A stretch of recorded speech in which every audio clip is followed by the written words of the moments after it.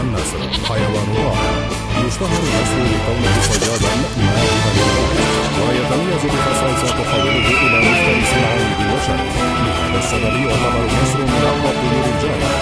النسر لديه أجنحة ضخمة ومخالب حادة يمكن أن يقطع ضحيته، بالإضافة إلى رؤيتهم القوية للغاية فيمكنهم الرؤية في زاوية 340 درجة لمشاهدة كل شيء يمر حولهم، بالإضافة إلى أنه يمكنهم رؤية الفريسة على بعد 3 كيلومترات تقريبا، وحتى لو كانت مخبأة في الغابة. لديه منقار حاد، وإذا كان نسرا حقيقيا فلديه قدرة باقصة على التحقيق بسرعة فائقة.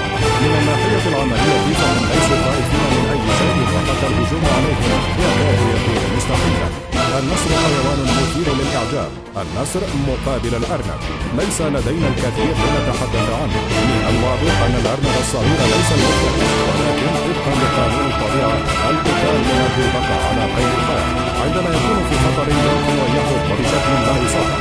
عندما لاحظ الأرنب وجود النسر هرب للحصول على حقه في الحياة. من الصعب متابعة سرعة الأرنب، ولكن في الهواء النسر لديه ميزة تبدأ من المطاردة في وقت معين ويقترب ويقرر الانقضاض، لكن الأرنب تمكن من الفرار بشكل لا يصدق.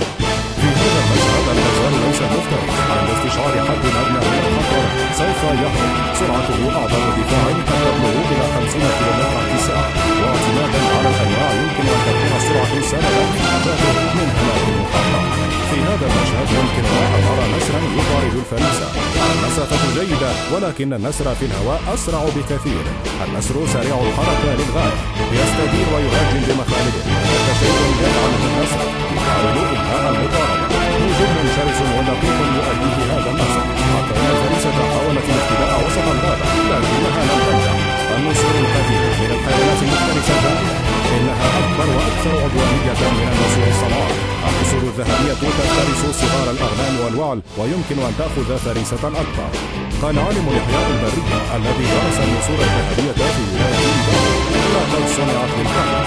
بمقارنة قوتهم الجسدية وعاداتهم الغذائية بالنسور الأصلع، فإن النسر الذهبي هو مفترس عدواني وناجح، والنسر الأصلع زبال جيد حقا. كم مرة ترى نسرا ذهبيا في مكب القمامة؟ وجد عالم الإحياء في ألاسكا أن النسور الذهبية هي مفترسات مهمة للماعز الجبلي في سلسلة جبال ألاسكا الوسطى. تولد الحمار في أواخر شهر مايو، وهي ضعيفة للغاية في الأسابيع القليلة الأولى. النسور سواء كانت تحلق فوقها أو تطفو تراقب باستمرار قطعان الماعز الجبلي. إذا ابتعد حمل عن أمه فهناك نسر ينقض عليه في ثوان معدودة. ينقضون ويحاولون الإمساك به قبل أن يتمكن من العودة لأمه. عندما تهاجم النسور فإنها تنقض بشكل عامل مع تمديد أقدامها ومخالبها. 3 مخالب أمامية متجهة للأمام، ويأتي المخلب الخلفي الذي يسمى بإبهام القدم في الخلف، ويضرب بقوة واحدة حول مؤخرة الرأس أو العنق. القدم يقرأ من الكتف، يضربون ثم يشدون مخالبهم. يمكن أن يخترق إبهام القدم عظام الفريسة، إنهم حقا مفترسات شرسة.